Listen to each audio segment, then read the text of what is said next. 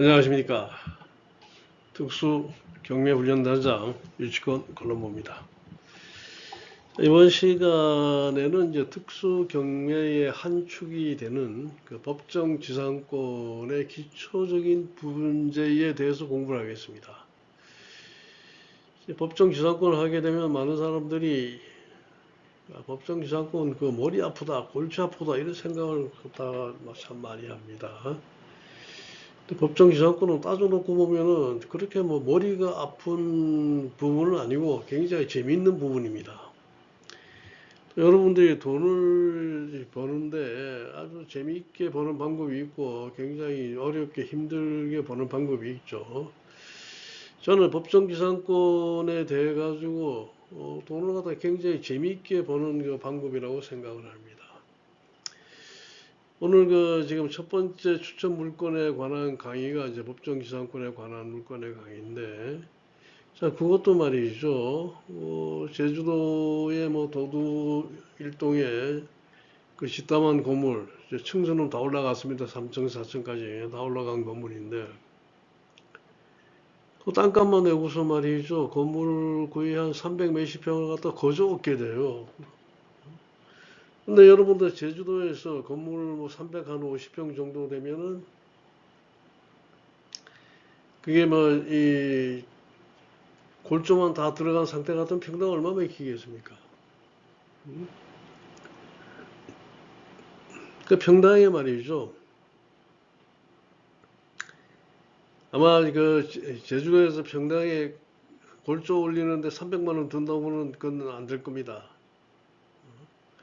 택도 없어요. 이제 여기 우리 본토보다 거제도의 그 제주도의 공사 가격이 훨씬 더 많이 들죠.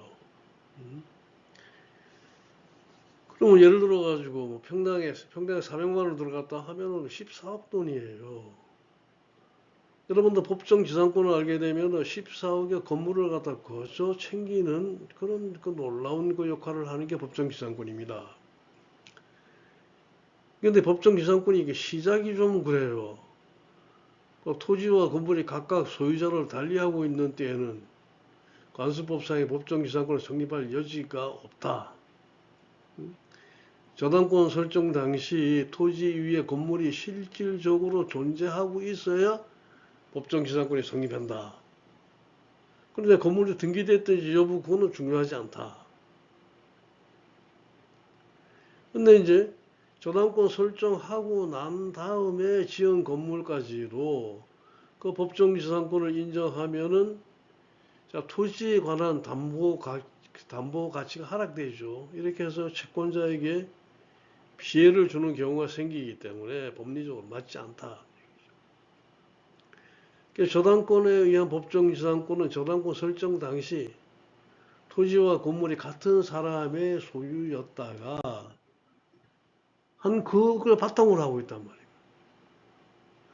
근데 관습법상의 법정지상권에는 이러한 동시적인 제한 없이 같은 사람의 소유로 돼 있다가 매매 등으로 소유권을 달리할 때 법정지상권 성립한다. 이렇게 얘기하죠.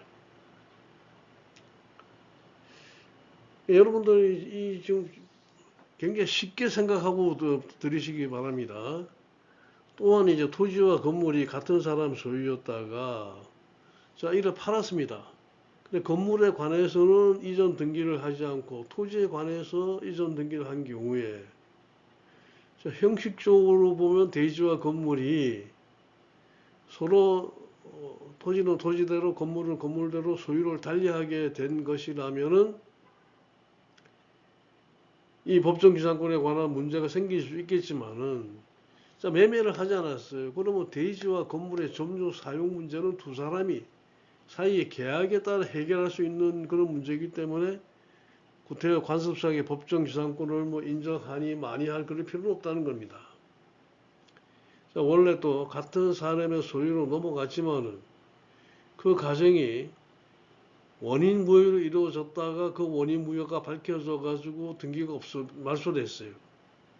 그럼 건물과 토지 소유자가 달라지게 된 경우 관습법상의 법정지상권의 성립 여부에 대해 판례는 뭐라고 얘기합니까? 관습상의 법정지상권 성립 하는 것이 토지와 건물이 동일인의 기속, 같은 사람이 소유했다는 얘기죠. 근데 그 후에 각기 다른 사람으로 넘어간다 하는 법의 보호를 받을 수 있는 권리 변동이라는 것이야 되는데, 원래 같은 사람의 소유권이 넘어간 것이 원인무효도 이루어졌다가 그 원인무효가 밝혀져서 등기가 말소되므로 그 건물과 토지의 소유가 달라진 경우에, 이런 경우에는 간섭법상의 법정지상권을 허용할 수 없다. 여러분들 이 법정지상권, 간섭법상의 법정지상권은 이것만 알고 계시면 됩니다. 일반적인 법정지상권 임의 경매에 의해 가지고 그 토지와 건물이 각각 소유를 달리한 경우고, 그 다음에 이제 그 관습법상의 법정지상권은 매매뿐이 아니고 강제 경매, 공매 모든 걸 다 아울러서 되는 겁니다. 그러니까 같은 사람의 토지와 그 토지상에 건축되어 있는 건물 중에 어느 하나만이 다른 사람에게 처분되어 토지와 건물이 서로 소유자를 달리하게 되는 그런 경우에는 관습법상의 법정지상권이 성립한다는 얘기죠. 관습법상의 이제 법정지상권이 성립이 된 토지에 대해서 지상권자가 건물 유지 및 사용에 필요한 범위를 벗어나지 않는 한 그 토지를 자유롭게 사용할 수 있는 것이 되죠. 그래서 지상 건물이 법정지상권이 성립한 이후에 증축되었습니다. 건물이 관습법상 법정지상권이 성립하여 법정지상권자에게 점유 사용할 수 있는 권한이 있는 토지 이외에 있는 이상 이를 철거할 의무는 없다는 얘기죠. 법정지상권을 인정하는 취지는 건물이나 토지의 어느 하나만이 경매되므로 토지는 토지대로 건물은 양자가 소유자가 달라진 경우 당사자가 건물 보유를 위한 토지 사용권을 마련할 기회가 없었던 경우에는 그걸로 인해 건물이 철거되죠. 그런 결과를 갖다 막기 위한 것입니다. 자, 그 다음에 2번을 한번 볼까요? 매매 기타의 원인으로 토지 건물의 기속에 분리가 된다.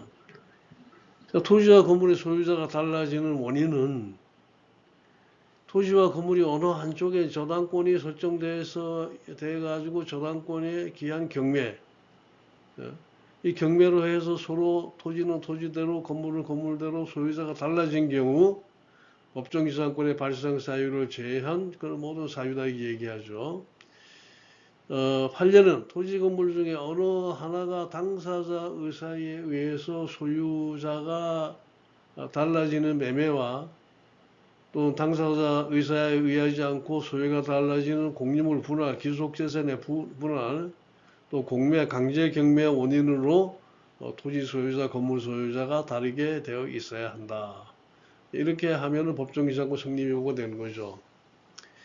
그런데 이제 판례가 인정하고 있지 아니한 원인 행위에 대해서 또 있습니다. 환지 처분에 있어서 대부분은 환지로 인해 가지고 새로운 분할 지적선이 그어진 결과, 자, 그 같은 사람의 소유에 속같은 토지와 그 지상 건물의 소유가 달라졌다 하더라도 환지의 성질상 건물의 부지에 관해서 소유권을 상실한 건물 소유주가 그 환지된 건물에 대해서 건물을 위한 간섭상의 법정지상권을 부담을 안게 된다고 할 수 없다. 판시하므로 환지 처분에 대해서는 건물의 소유자가 달라진 경우에 관습상의 법정지상권을 부정하고 있습니다. 그러니까 환지의 경우에는 전에 내 건물이 여기 있었는데 이 토지가 이제 남의 토지가 됐어요. 그렇다면은 그 법정지상권이 인정되지 않는다는 얘기죠.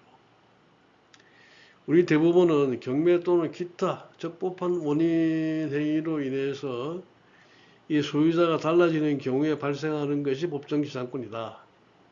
또 토지와 건물 소유자가 다르게 되는 원인 행위가 적법할 것을 요구하고 있다. 즉 다음 원인 행위에 의해서 토지와 건물의 소유자가 달라져야 된다. 공유 지분을 이전한 경우에는 관습법상 법정지상권 성립하지 않습니다. 미등기 건물을 매수해서 이에 관한 등기를 하고 있지 않는 사이에 건물이 매도되어 그 이전 등기를 거쳤다면 건물 소유자는 새로운 토지 소유자에 대해서 관습법상의 법정지상권을 주장할 수 없다. 또 같은 사람 소유에 속하던 토지와 건물 중에 건물의 매수 따위의 소유권 변동 원인이 있다 하더라도 소유권 이전 등기를 마쳤을 때 비로소 관습법상의 법정지상권이 발생한다는 점을 명백히 하고 있다 이 얘기하죠. 자, 그렇다면 법정지상권에 관한 판례 중에 가장 기초적인 판례를 하나 보겠습니다. 자, 1988년 9월 27일 선고한 대법원 87-140 토지 인도 사건인데요.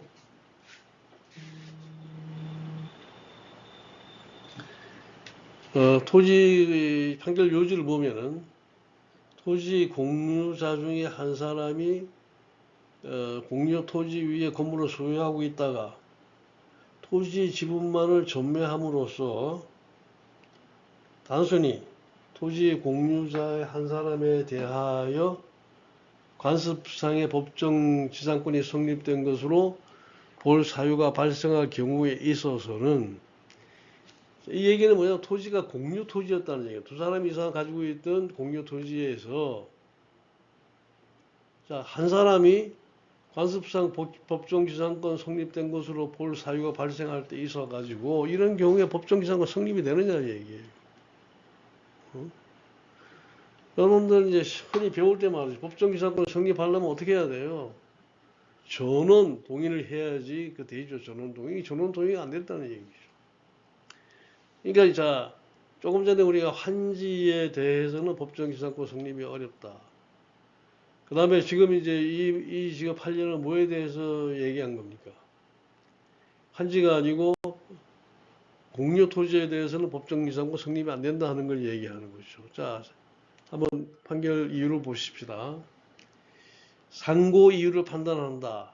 토지를 공동 소유한 사람 중에 한 사람이 그 공유한 토지의 건물을 소유하고 있다가 토지 지분만을 팔았다. 그러면 단순히 토지 공유자의 한 사람에 대해서 관습상의 법정지상권이 성립된 것으로 볼 사유가 발생한 경우에 있어서는 이 토지에 관해서 건물 소유를 위한 관습상의 법정지상권이 성립될 수 뭐라고 보면 없다고 봄이 상당하다는, 성립 안 된다는 얘기죠. 원심이 이와 같은 취지에서 원심이 확정한 사실관계에서는 피고 박영서에게 이 사건 토지에 관하여 이 사건 건물의 소유를 위한 관습상의 법정지상권이 인정할 수 없다고 판단한 것은 옳고 거기에 법리 오해가 없다. 토지의 공유자가 공유물의 보존 행위로서 그 지상에 어떤 특별한 권리의 원천 없이 건립되어 있는 건물의 철거를 구한다고 해서 그것이 곧 대지 공유자에게 이 토지를 사용 수익할 목적이 없는 것을 의미한다고 볼 수 없을 뿐 아니라, 자, 나아가서 건물이 주택으로 사용되고 있고 또한 설사 건물의 가액이 대지 공유 지분의 가액보다 높다고 하더라도 이런 이유만 가지고 토지를 공동 소유한 사람의 건물 철거한 권리를 남용이라고 단정할 수 없다 할 것이다. 왜? 자기도 말이죠. 토지 공동 소유자란 말이에요. 근데 뭐 이 공동 소유의 토지에 건물을 갖다가 한 사람이 지었다. 그러면 그 자체가 어떤 권리에 의해서 지었느냐? 그 권리가 없는 것이다. 이렇게 판단해야 된다는 얘기죠. 피고들의 권리 남용의 항변을 배척한 원심은 판단은 옳고 거기에 법리 오해, 심리 미진, 이유 불비의 이법이 없다. 논리는 이유 없다. 그러니까 여러분들이 공유 지분 위에 건물을 지은 그런 경우에도 조금 전에 환지에 대해서도 배웠죠. 또 공유 지분에 대해서도 마찬가지로 법정지상권의 성립이 될 수 없다. 이렇게 이제 이해해야 될 것입니다. 이 법정지상권을 여러분 공부하면은 이거 작은 걸 가지고 돈 만들기 아주 재밌는 그런 부분이에요. 그래서 저는 이 특수 경매 분야 중에서 아주 강력히 추천하는 부분이 이 법정지상권 부분입니다. 자, 다음 시간에 뵙겠습니다.